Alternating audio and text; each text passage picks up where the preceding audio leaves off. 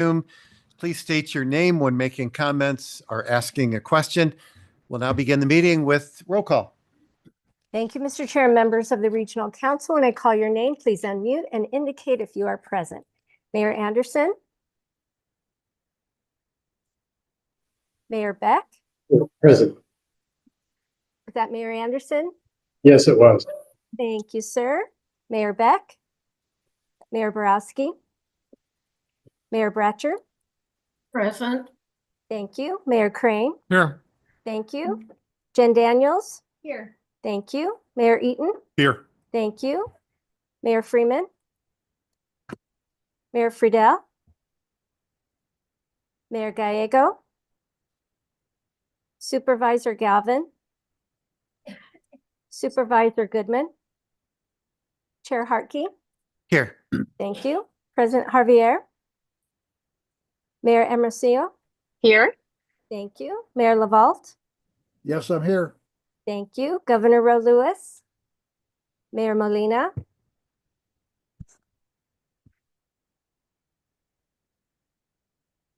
Mayor Molina. Mayor Morris. Present. Thank you. Mayor Osborne. Present. Thank you. President Patia. Mayor Pineda. Present. Thank you. Mayor Pizzillo. Present. Thank you. Mayor Rodriguez. Mayor Sarter. Excuse me, Vice Mayor Hastings as proxy for Mayor Sarter. Here. Thank you. Mayor Schoaf. Here. Thank you. Mayor Sykes. Here. Thank you. Mayor Smith. Here. Thank you. Mayor Stanton. Here. Thank you. Mayor Wires. In person. Thank you. Mayor Wheatley. Here. Thank you. Mayor Wilson. Here. Thank you. Mayor Woods. Is there anyone that I missed? Mayor Mr. Freeman's here. Thank you. Mr. Chair, we have quorum. Well, thank you so much. Thank you all for joining us telephonically or Zoom and live. Please join me with the Pledge of Allegiance. I pledge allegiance to the flag of the United States of America and to the republic for which it stands, one nation under God, indivisible, with liberty and justice for all.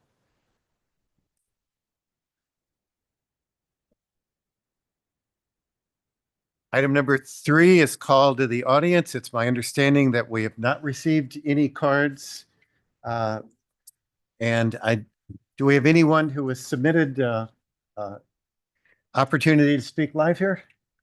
No one has submitted a request to speak today. Thank you, Chair. Okay. So we'll just move on to item number 4. Items 4A through 4D are for information only. Do any members of the committee have any questions or request a presentation on any of these items? Mayor, I have a comment on 4C, but no Yeah. questions. Please. Thank you, Mayor. So 4C, as we all know, the Northwest area is very complex. It's important to bring all the stakeholders together. So I appreciate, the support the mayors have given us this far. This project, I believe will be voted on in April. It's not a matter of convenience. It's more of a matter of public safety, which we all talk about. And I just wanted to, make sure that we have better access to first responders and Surprise, and better access for our residents. So that's all I got. Thank you to MAG, the mayors, ADOT, and everybody else for their support. And shout out to Jody, our government affairs director over there too, for her support. Thank you. Thank you, Vice Mayor. Hearing no additional comments online or live, we'll move on to agenda item number 5, which is approval of the consent agenda. Items 5A through 5F are on the consent agenda. Does any member of the committee have questions or request a presentation on any of these items?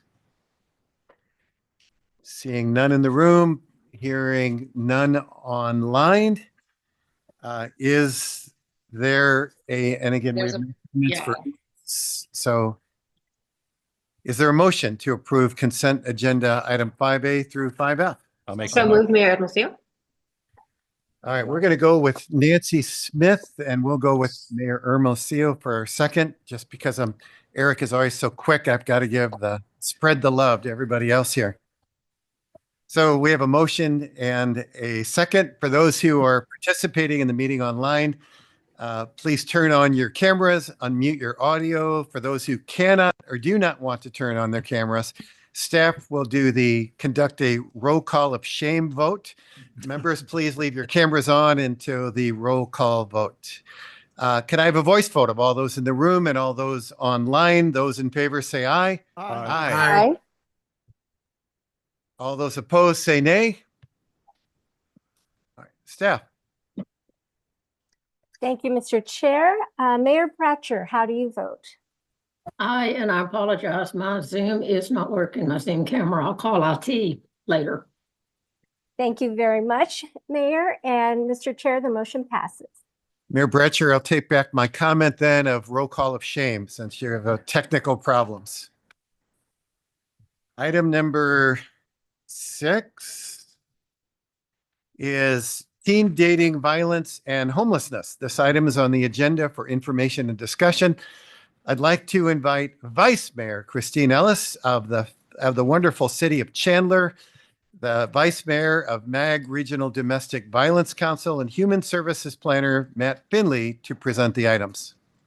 Thank you so much, Mr. Chair, members of the committee, for this opportunity to address you today for the area of teen violence and homelessness. February is recognized nationally as Teen Dating Violence, and it is also a month of awareness. As our youth start to date, they may be in unhealthy relationships that can lay the foundation for a lifetime of abuse. Today, we will be talking in the area where you will see, as we intervene earlier for them, the healthier and the happier teens will be. The road to a healthy well-being can be hard. It is even harder when the teen is in an abused situation and also it's unhoused. Today, we will talk about the intersection of dating violence and homelessness, knowing that this affects all of our communities and the future of our youth. In this presentation, the overview, if you please may, put the first slide for me, I would really appreciate that. Thank you. Here in this overview of our presentation today, we will want to leave you with this information. We will begin with a quick overview of the way MAG is approaching this, a few facts about teens experiencing violence and homelessness, and follow by how can we as a committee get involved. Why is MAG involved in addressing teen dating violence and homelessness?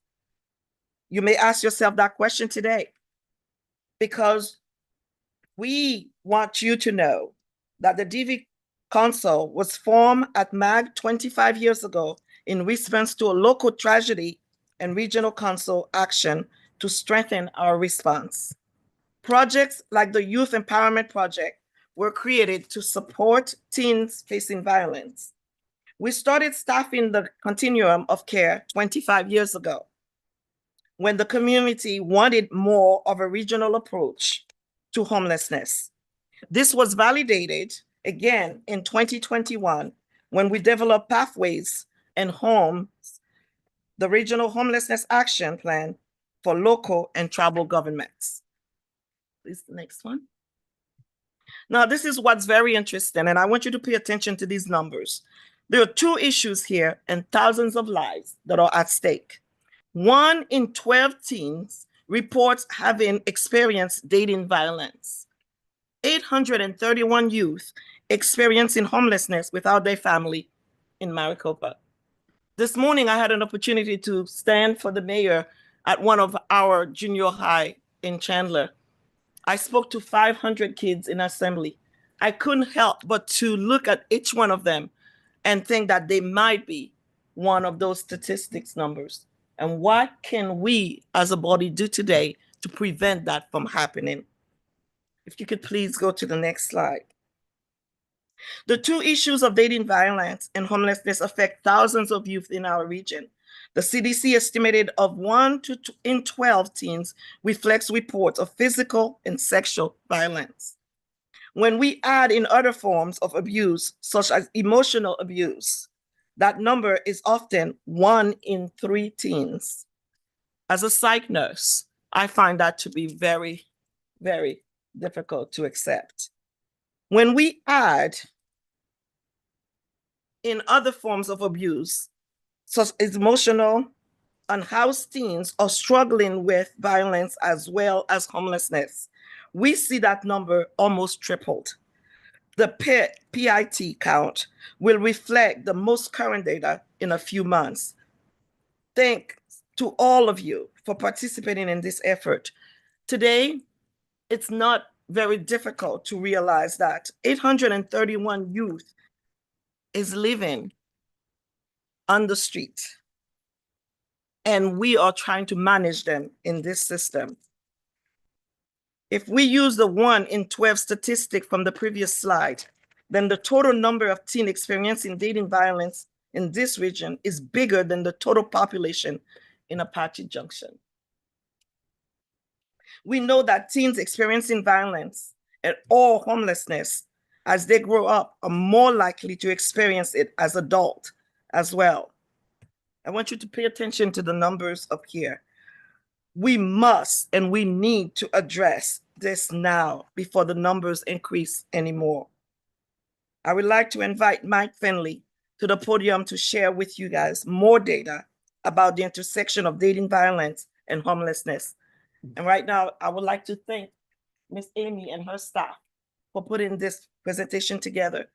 And before you leave here today, please remember, this could be your granddaughter, this could be your grandchild, your cousin's children, your sister's children, that we look at those numbers every single day and think that if we don't stop now and we don't do something right now, that those 500 kids that I just saw today, and they were so vivacious, they were so happy, could end up on this board right here with all of us while we are still here on duty.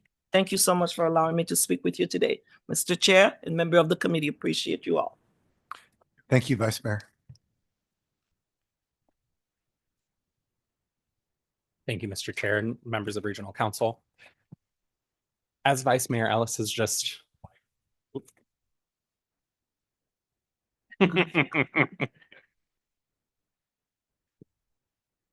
hopefully this is a little bit better.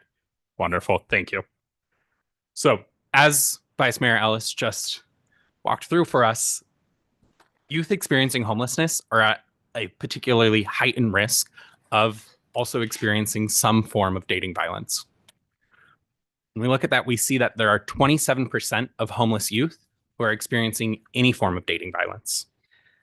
This is just the low end of the number. There are broad ranges, but 27% is incredibly high, especially when we look at the previous slides. We saw 1 in 12, which is roughly 8% of teens across our region.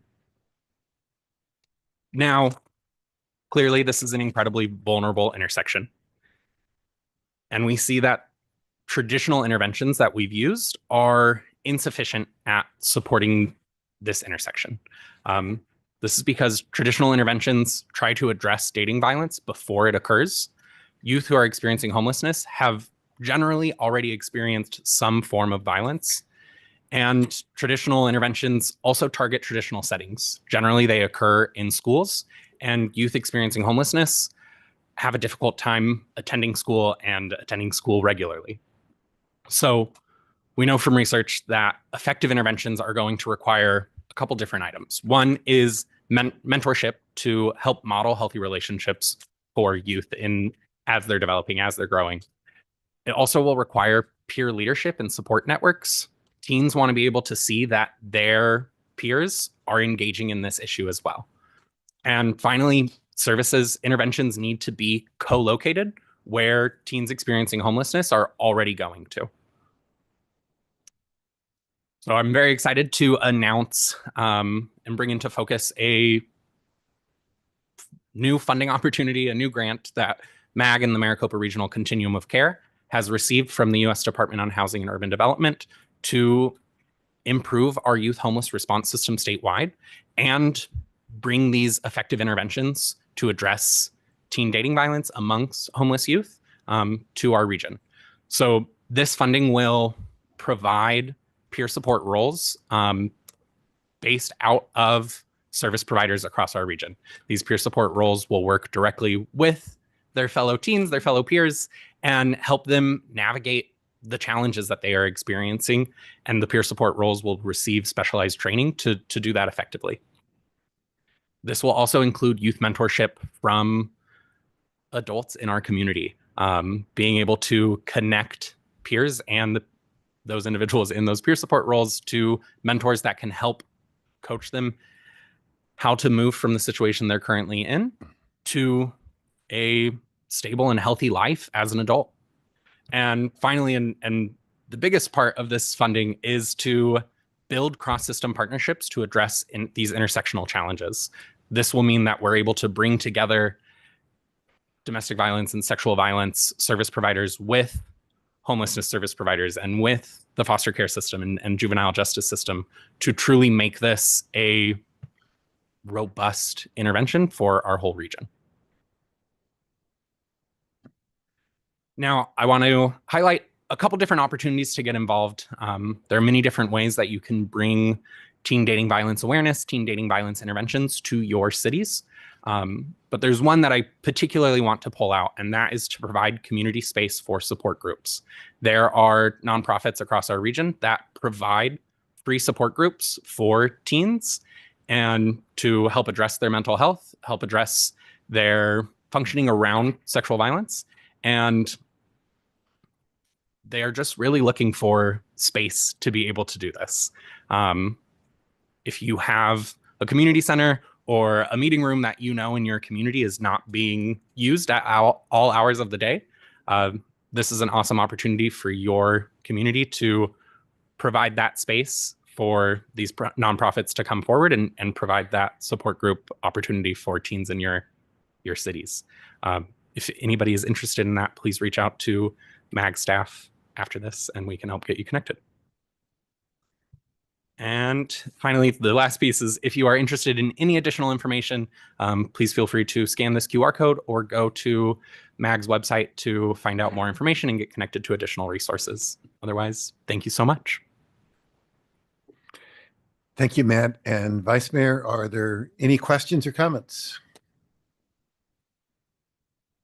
We are grateful for the work that is being done in protecting our youth and certainly providing guidance and understanding is that we're there for them. Is there any questions from online or comments? Seeing none, thank you so much. Thank you. Item number 7 is the Freeway Life Cycle Program Minor Improvements Funding Request. Interstate 17 and Loop 303 System Sonoran Desert Drive Interchange Northbound Exit Ramp Widening. This is on the agenda for approval and will be presented by Transportation Engineer Jeremy Newman. Thank you, Chair Harkey, members of Regional Council. I'm here to present on this minor improvement funding request. And first, a little background on the project. The project is located in the North Valley. The North Valley has experienced and continues to experience significant growth, which has led to an increase in travel demand. This growth is expected to continue and is already exceeding the capacity of the existing interchange. We've observed that this is leading to backups onto I-17 and is causing safety concerns with those backups. Here's a map to orient you to where the project is located. Like I said, it's located in the North Valley on I-17 at the Loop 303. You can see in the map inset, I-17 is north-south there. Loop 303 is to the west, and Sonoran Desert Drive is to the east. There's a photo of the actual interchange. Typically in a location like this where there's a freeway-to-freeway connection, you would have system interchange with flyover ramps that are free flow. So you would not have traffic passing through a signalized intersection like this. When the 303 was originally constructed, there was not the travel demand that there is today out there. But with developments that have been taking place out there, most notably the Taiwan Semiconductor plant, residential developments, that travel demand has increased. And there is a need for that system interchange now. The 303 I-17 system interchange is currently under design, and a segment of 303 between Lake Pleasant Parkway and I-17 is also under design to widen and add a lane. Design is expected to be completed later this year, and contingent on funding availability, construction could start at the end of this year. Construction is expected to take approximately 2 years, so that would put the system interchange opening to public at the soonest at the end of 2027. Just a quick overview of the Freeway Lifecycle Program. It is an implementation tool for the freeway and highway projects funded through Proposition 400. It includes a minor improvement fund that is for smaller projects and projects that have a quicker timeline and provide value to the regional freeway system. Smaller capacity projects and safety projects like the one we're talking about today. There's $10 million allocated to this fund annually. And this agenda item reflects a request of $2.1 million from that fund. And this is the third minor improvement allocation request for fiscal year 2025. So back to the project. The major movements that are happening in this area are to and from the south and then to and from the west on I-7 on Loop 303. So vehicles coming up north on I-17 and going west on Loop 303. Those vehicles are having to pass through 2 signalized intersections, and like I said before, do not have that free flow ramp to go through. And those ramps will not be open to traffic for at least 2 years in the best case scenario. You can see from the photos here, traffic backing up on I-17. That photo in the bottom left-hand corner is at Dixoletta Drive and I-17, which is about a mile south of the Loop 303. So we're having significant queuing on 17 mainline. Here is an enlarged photo of that traffic trying to exit I-17. And really why this is a safety concern is this is causing sudden and unexpected stops on I-17. It's causing large speed differentials between lanes on I-17. There's queue jumping happening where vehicles are speeding ahead, trying to zip in gaps that are in the queue. And in these conditions, there tends to be a greater amount of erratic driver behavior. So what are the proposed improvements for this? Existing today, the ramp is the existing northbound off-ramp is a single lane exit. So only one lane of traffic can exit I-17. All the other lanes continue north on I-17. The proposed improvement is to widen the existing northbound exit ramp to 2 lanes. This second lane would be an option lane. So vehicles would be able to continue north as they do today. So the same movements would be available, but it would also allow 2 lanes worth of traffic to exit I-17. And what this does is it increases the number of vehicles exiting I-17, but the ramp widening also provides more storage on the exit ramp. So vehicles are now queuing on the ramp as opposed to queuing on the I-17 main line. In addition to the physical improvements, we'll be optimizing the signal so that vehicles will be able to more quickly pass through the intersections, the signalized intersections at the Loop 303 Sonoran Desert Parkway interchange. An added benefit is that this is fully compatible with the ultimate interchange in this location, and will also assist with maintenance of traffic and some of the detours during construction of that interchange. The timeline for this design is currently being wrapped up at this point, pending the approval of funds by this committee. We could go out to advertise for construction within the month, and construction could be completed by the end of the year. And with that, Chair Harkey and members of Regional Council, the requested action is on the screen, and I am available for any questions. Thank you, Mr. Newman. Is there any questions or comments from the council? Jen Daniels. I think my biggest question is that we've just undergone a pretty major pavement rehabilitation project in this corridor, and I know we're supposed to be wrapping that up in the next couple of weeks. So this would actually prolong construction on this. Is obviously there's reasons why we didn't sort of tie these two projects together maybe a little bit more cohesively, but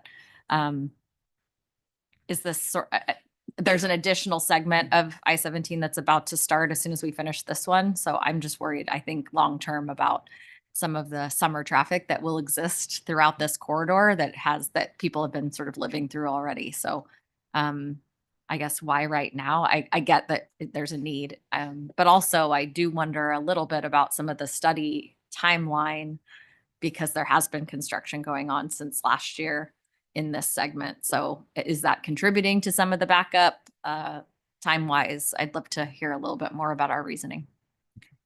Chair Harkey, members of Regional Council.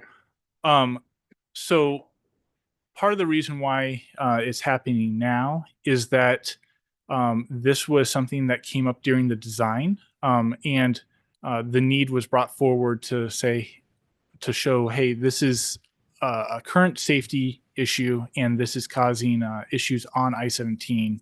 A traffic study was completed to show that, yes, this is something that is not just associated with that construction, that the pavement rehab that's been happening.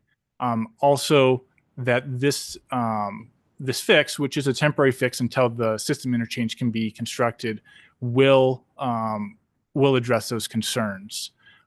This will not be impacting the main line of I-17. This is just widening the ramp. So there is the gore will be impacted. So it'll be right there, but it's not a long length like we have seen with the pavement rehab in that area. Part of me wonders, and I'm not disputing the long-term need for this. I think the actual interchange isn't for what, 2 more years. So by the time we get this done, it's really only used for a year. And I can't help but wonder if we let the dust settle a little bit on some of the construction that's currently going on. And again, I don't live in this area, but I represent this area through ADOT. So again, I don't want to dispute the need necessarily, but the timing of everything just doesn't seem to coincide with an investment of this type. Chair Harkey and Member Daniels, I think it actually will, as I understood the timeline, this project would be done in the fall, and then the ramp or the entire interchange would be done 2 years, a minimum 2 years after. So this would provide 2 full years of relief to that traffic signal interchange. And it is also not a throwaway. It is compatible with that ultimate design. Right. It now becomes the new Sonoran Desert exit ramp at 2 lanes, which, I mean, just if you look at what's happening in that area with Halo Vista and all the economic development work that's happening, I can't imagine that it would be a total waste. I know how many needs, I mean, we're going through the 5-year plan right now, and I know how many needs we have throughout the region, and it pains me a little bit that we're sort of coming in after the fact. So I'll leave it at that for now. Thanks. Mayor Osborne. Thank you, Chair. I learned a new word today, queue jumping, and I've always called those folks something else. I'll start using the term queue jumping. I appreciate that. Just to follow up what we said at TPC, that the fund and this kind of strike force mentality of going out and taking care of these pinch points, I really, really appreciate that we have this ability as MAG to make some of these things happen. I can 100% understand what board member Jen. Yeah, I don't even know what to call you anymore. Board Member Daniels is saying, and I love that this is a part of the ultimate improvement, so that there's a period of relief that the commuters in this area are going to see even before the ultimate improvements are done. And this is happening not just in that North Valley, but all over the valley as we see these opportunities pop up. Really appreciate again that MAG is forward looking at each one of these, and we're using these funds to make those bottlenecks and the commute a little bit easier on the traveling public. Thank you. Additional comments in the room, online? Hearing none. Thank you, Jeremy.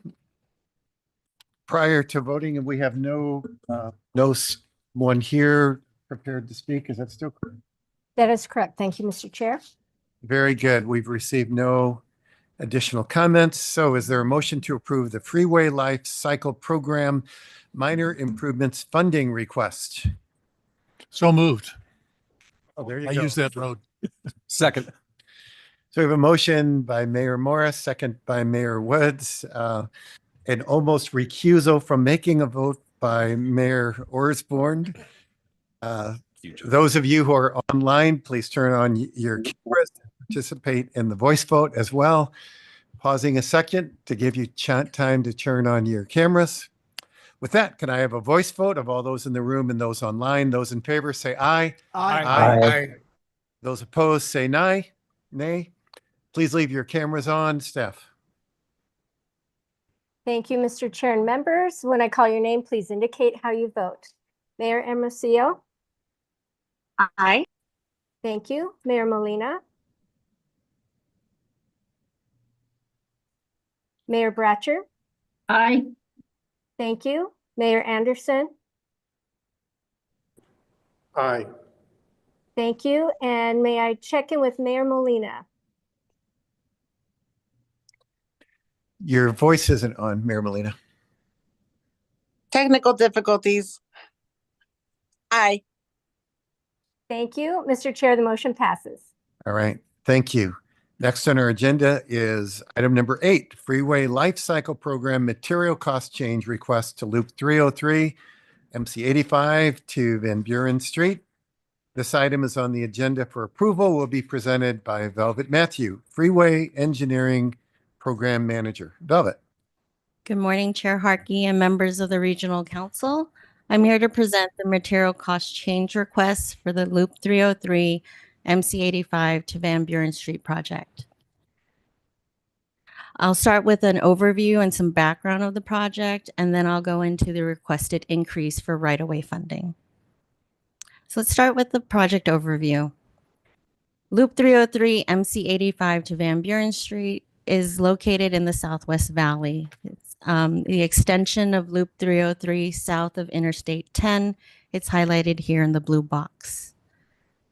Here's a more detailed map of the project. It starts at Van Buren Street to the north and extends south to an intersection with MC 85. So this project is a vital link between Interstate 10 and the future State Route 30. It will expand the regional connectivity in the Southwest Valley, and Cotton Lane today will not be able to handle the anticipated demand that we expect in the future. Cotton Lane today in general is a 2-lane roadway with 1 lane in each direction and several signalized intersections through the corridor. Cotton Lane is surrounded by a really diverse area that consists of agricultural, residential, commercial, and distribution centers. ADOT completed the design concept report, and with that, the original limits of the project were Van Buren Street to the north and Elwood Street to the south. This would have only constructed 2.5 miles of new freeway.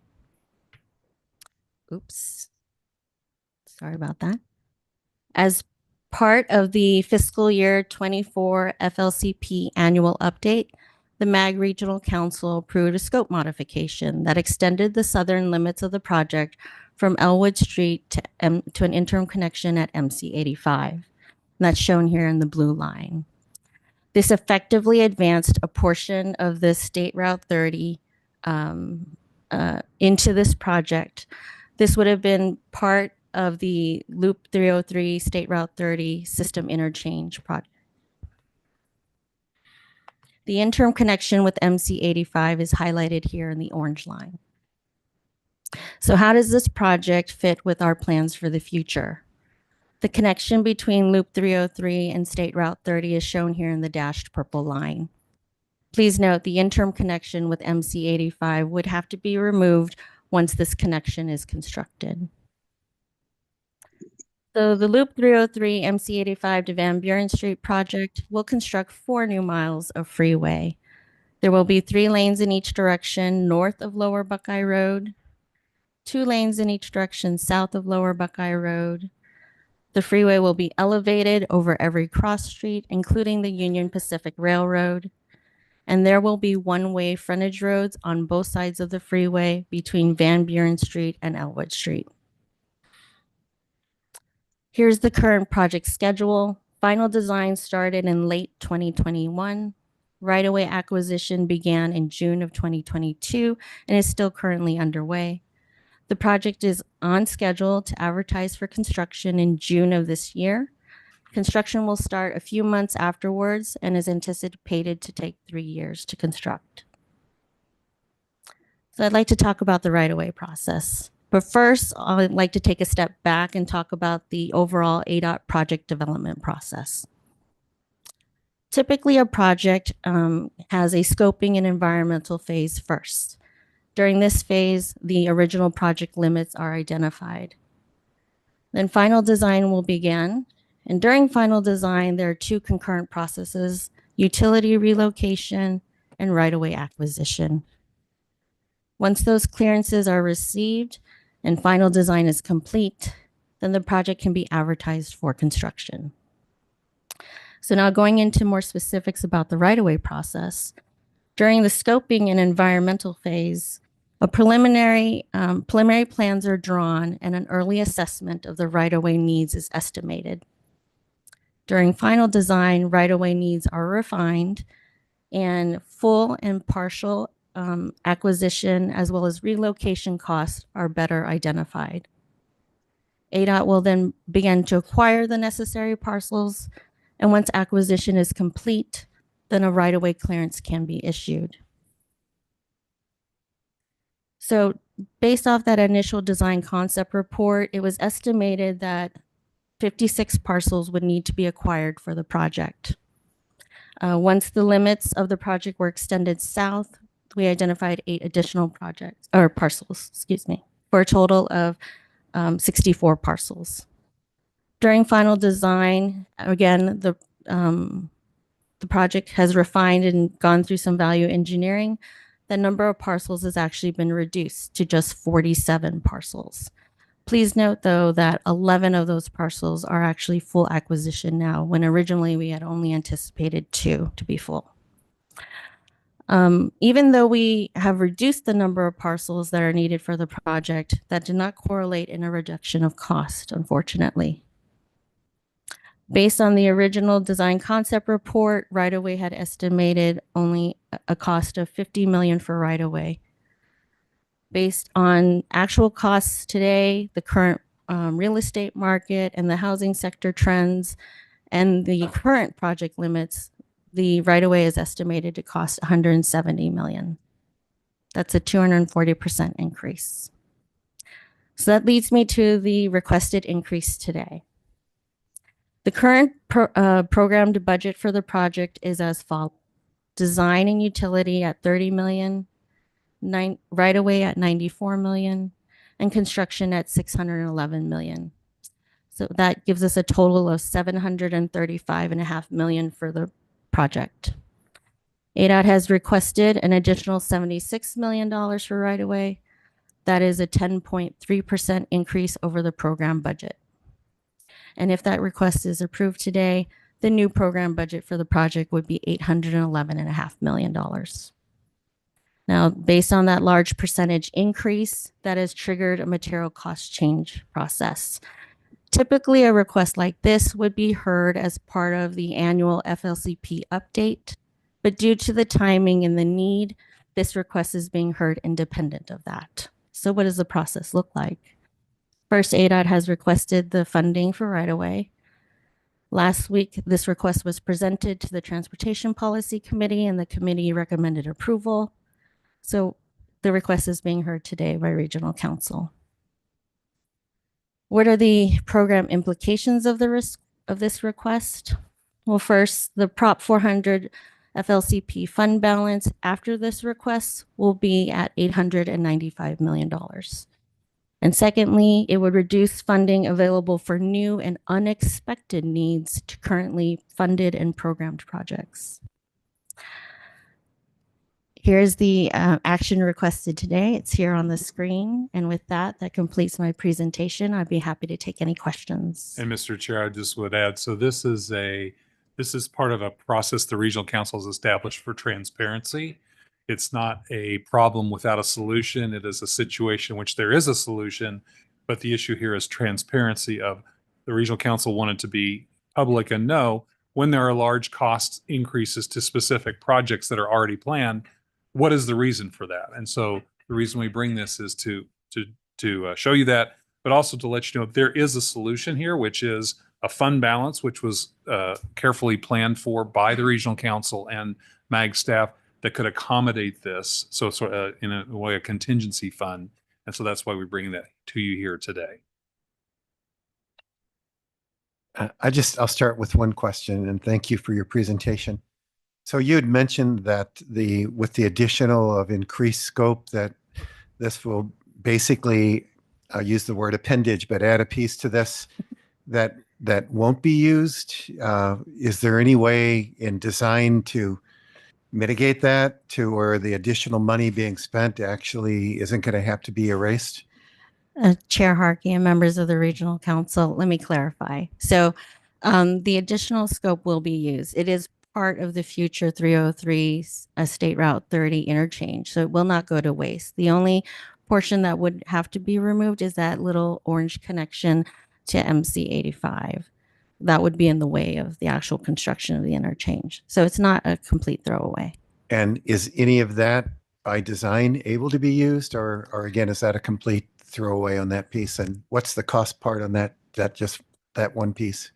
I don't have, Chair Harkey, I don't have the exact cost, but the design was used, or the design was done so it could minimize that impact. That's why the alignment of the extension follows where the future interchange would be. So they did minimize as much throwaway as possible. Okay. Additional questions or comments? Any questions or comments online? Seeing, hearing none. I'm sorry. Not a Mayor question, Pizzillo. just a comment. I want to thank MAG staff and the elected officials here for helping us out there in the Southwest Valley. It's a really needed project as we grow out there. Thank you. All right. Well, in order to preempt Mayor Osborne, Mayor Pizzillo, would you like to make a motion? Yes, we move forward with this. Yes. Is there a second? Second. All right. Who did I hear on the side? All right. Mayor Sykes. All right. We have a motion and a second. All those who are participating in the meeting online, you know the drill. Turn on your cameras, leave them on till after roll call vote. Can I have a voice vote of all those in the room and those online? Those in favor say aye. Aye. Aye. Those opposed say nay. Please leave your cameras on, staff. Thank you, Mr. Chair. When I call your name, please indicate how you vote. Mayor Rodriguez. Mayor Bratcher. Aye. Thank you. And one unidentified participant. Can you tell me how you vote? So it's Lisa Borowski. I'm abstaining. I just tuned in. I was at another commitment. My apologies. Thank you very much, Mayor Borowski. And Mr. Chair, the motion passes. All right. I'm also an aye. This is Mayor Hermosillo. Excuse me. Thank you, Mayor Ambrosio. Thanks so much. Passes. Very good. And welcome, Mayor Borowski. Excellent job with your State of the City this morning. Well, I thank you. Appreciate your patience today. All right. Item number 8. Nope. We just did item number 8. Item number 9, development of the MAG fiscal year FY 26-27 biennial unified planning work program and budget. This is on the agenda for information and discussion and not a vote. Kathy Christensen, Accounting Program Manager, will present the update. Kathy. Thank you, Mr. Chair and members of the Regional Council. I'm here today to discuss the development of MAG's biennial unified planning work program and budget. Will it pass? Okay. The MAG UPOUP identifies planning priorities and activities within the metropolitan planning region. It details who will perform the work, project schedules, project costs. Okay. Funding sources. Everybody here? Okay. Funding sources. And although it is developed on a biennial basis, it is managed by each fiscal year. Once approved, any amendments to the work program must go through ADOT for FHWA approval. The UPOUP contains 3 main components. The program's in brief, which is a summary budget document that is usually about 15 to 20 pages in length, and it's meant to function as a tool for understanding the financial implications of the MAG budget. The overview and work program elements section, which contains a detailed breakdown of planned activities, and the budget section, which includes the funding allocation and financial details. MAG's FY 2025 budget is approximately $38.1 million in revenues, and the majority of it, which is allocated to transportation agency support activities. The development process is structured incrementally to allow for input at various stages. This month, the draft member dues and assessments and preliminary lists of proposed project funding are being presented. These items have also been included in your agenda packets. In March, staff changes and proposed salary increases will be presented, and in April, MAG will provide a draft copy of the UPOUP document, which will be inclusive of 2 of those 3 main components, the programs in brief and the overview and work program elements. And in May, the final document will be presented for approval. Dues and assessments account for less than 3% of MAG's operating budget and are used to help fund specific projects as directed by member agencies. The proposed FY 2026 dues and assessments reflects a 4.13 consumer price index increase and the elimination of the 911 planning assessment. Ongoing work associated with 911 activities are now included in the member agency dues. Additionally, the water quality assessment has been reduced to match anticipated work. The proposed FY 2027 dues and assessments includes a 2.9% consumer price index increase and an increase in the solid waste assessment for requested regional research updates. The calculation reflects the FY 2025 population estimates approved by the Regional Council on December 4th, 2024. The provided list of proposed project funding includes the project name, description, and cost estimates, as well as the anticipated completion timeline. Most of the proposed projects for FY 2026 and 2027 is allocated to 31 transportation projects, totaling just over $18.5 million. In addition to those projects, there's 5 environmental projects, which has a combined total of just over $3.8 million. Additionally, there is 1 community initiative project for $70,000. A few projects to highlight include the Airport Travel Survey, the Central Valley Transportation Corridor Study, the US 60 Ironwood Drive Superstition Mountain Drive Corridor Study, the US 60 Grand Avenue Corridor Optimization Study, and the requested solid waste projects and programs in the MAG region update.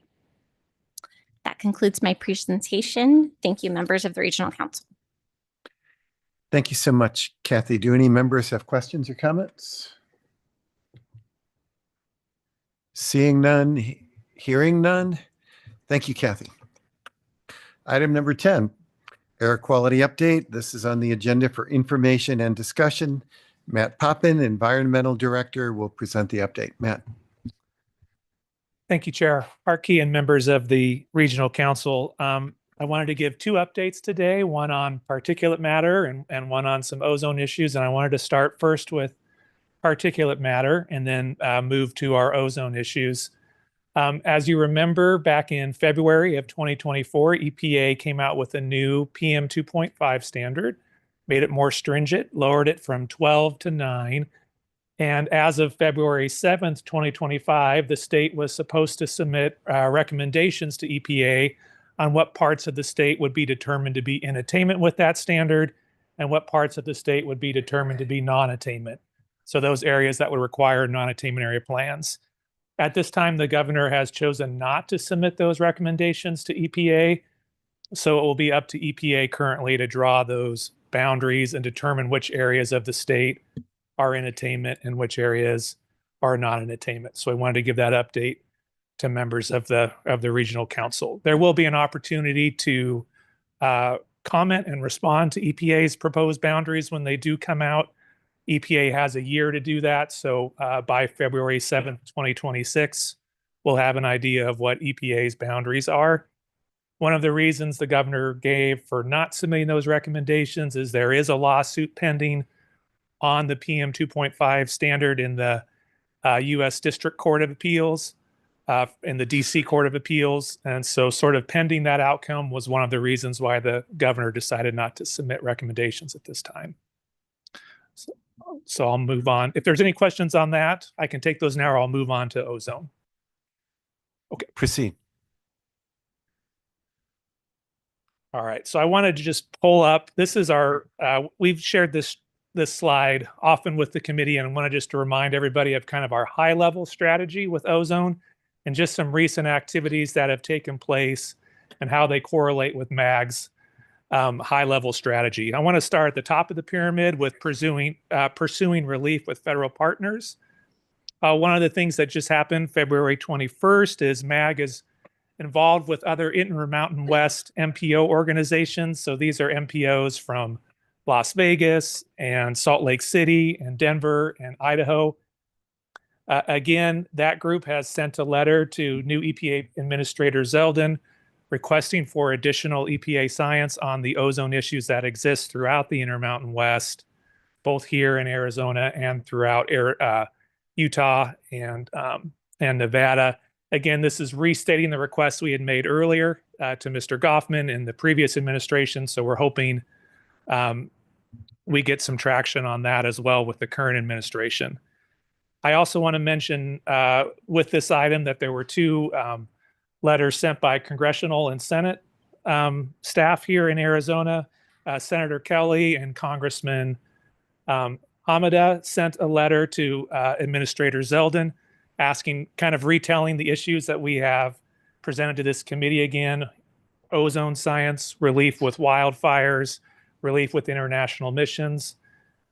So that letter has been sent. And then also I want to mention that the Arizona Republican congressional delegation sent a letter to President Trump asking the president to direct the current administrator to find that Arizona has been adversely impacted by international emissions and that the administrator should keep us at our moderate non-attainment level for ozone.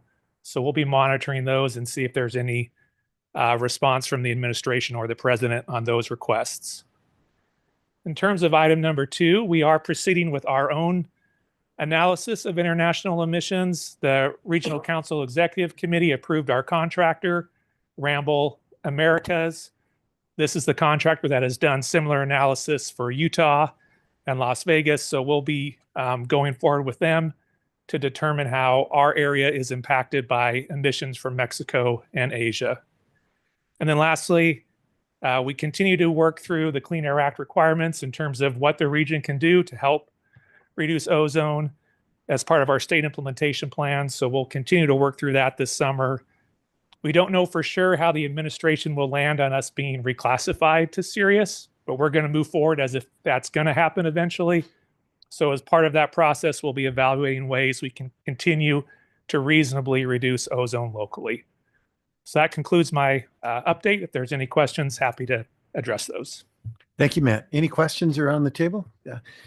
Board Member Daniels. I have one quick question. There was I was influenced by Instagram and some advertisement that was on there, and it was talking about food waste is one of the primary culprits of creating ozone within the region, and they have some innovative ways to take care of that. Is that something that food waste in our landfills, is that something that we're looking at?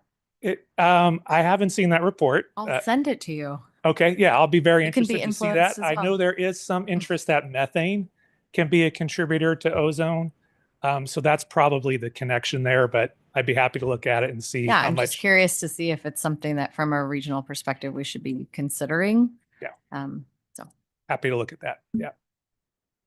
Additional questions or comments online in the room? Thank you, Matt.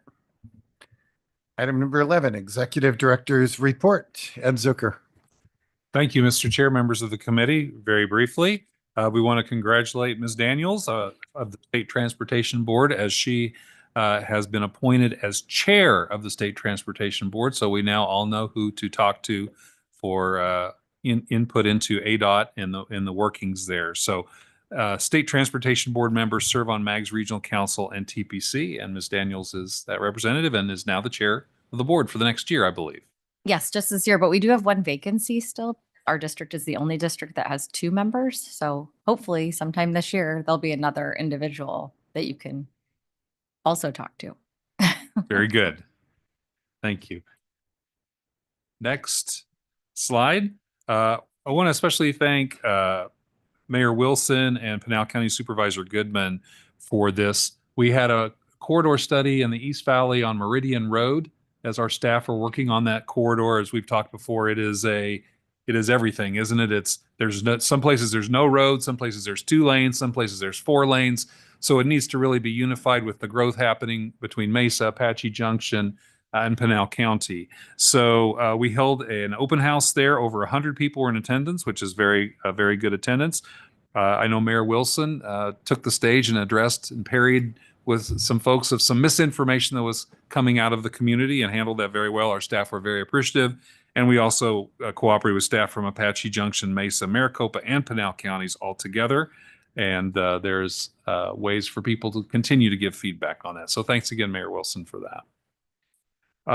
On Friday, there was an official opening of a project. Congratulations to Maricopa County, McDOT, and our project partners, the Salt River Pima Maricopa Indian Community and the City of Mesa, completing the Gilbert Road Bridge to reopen that critical link in the East Valley. It's part of the Prop 400 Arterial Life Cycle Program funded by Prop 400 with an opening on Friday morning. And finally, just to give you an example of some of the work that we're able to do here at MAG, this is an example that we've used for the State Route 24. It is a visualization technique that helps people understand something that they may not have experienced before. In this case, I think it's called a diverging diamond interchange at Ironwood Drive in the State Route 24. It was funded through some contribution of the state along with the region here with the city of Queen Creek. We use this actually to help a legislator envision it and understand it. So I just played it real quick. It's just about 20 seconds. But it gives you an example of what we're able to do here in these projects. So Tyler, if you can do that. Whoop. See if we can make it go. I've given you this big wind up and now technology interferes.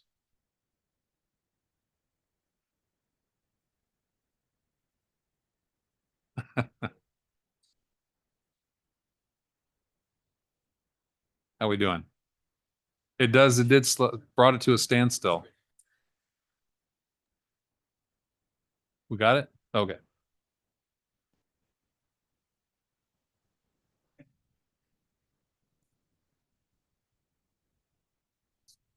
So how does it work from Ironwood getting on to the 24?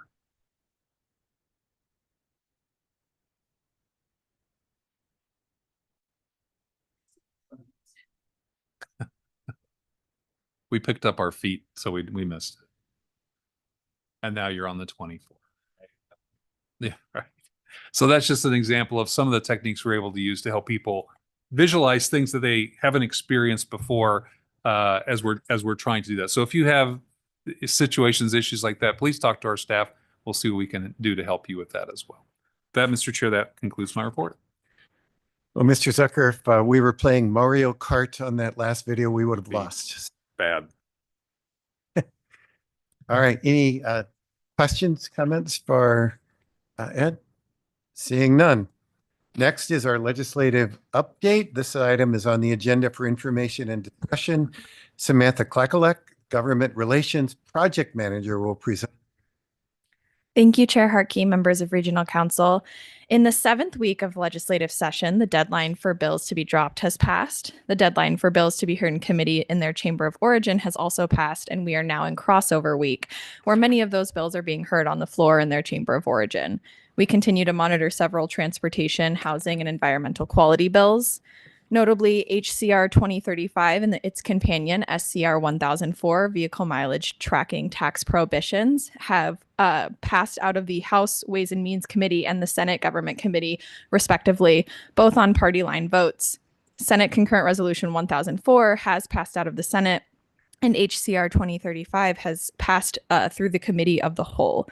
These resolutions, if sent and approved by voters, could be potential roadblocks in the ability to modernize future funding for our declining HERF revenues, as well as impacting MAG's air quality planning efforts. SB 1086, Transportation System Performance ADOT, has passed through Senate Public Safety Committee on a party line vote as well. Again, this bill addresses transportation planning related definitions and transportation system performance factors for highway, arterial, and transit projects. Prop 479 enabling legislation points to this statute, and this bill could have implications on the implementation of Prop 479.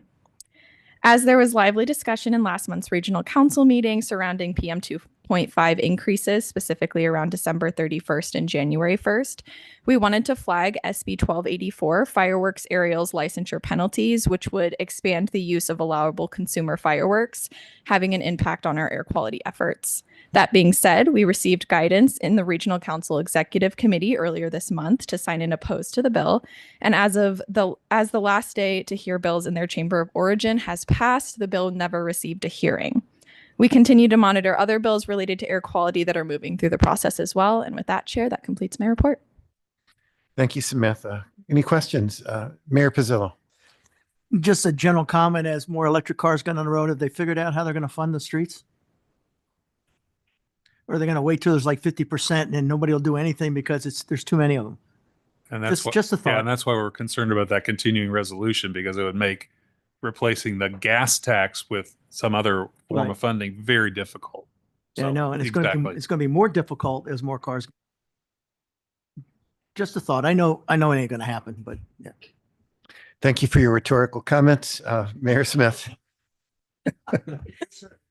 I'm probably not going to be any help either, but at the World Transportation Summit last year, we found out we were one of 16 states that haven't solved that funding problem for transportation. And I have a big concern as well that we're not going to get there. We might end up being the only state that hasn't resolved that situation. Big concern. If there's anything we can do about it, please let us know. I'm glad that we have Jen Daniels now the president to solve all these problems for all of us. With no vote at the legislature, right. just to be clear. I don't disagree with it. And I think we've proposed, 10 to 12 different types of scenarios and solutions to legislators. And I think ever since Noel Campbell's proposal got shot down several years ago, you guys might remember he was sort of the modernization of the gas tax. I think every other legislator has come at it very hesitantly because of his sort of ousting because of that. So it's a complicated political problem with a very easy solution that we just don't have the political will to address. Yeah. Additional questions, official questions or comments, Mr. Orsi? Seeing none, hearing none online. Thank you, Samantha. Thank you.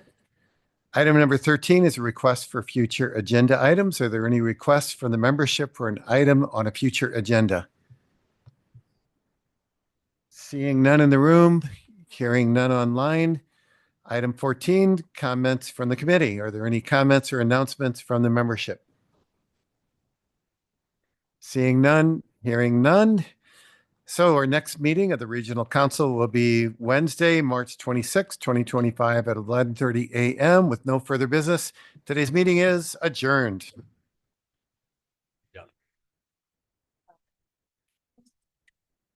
Thank you on the league. You turn it off.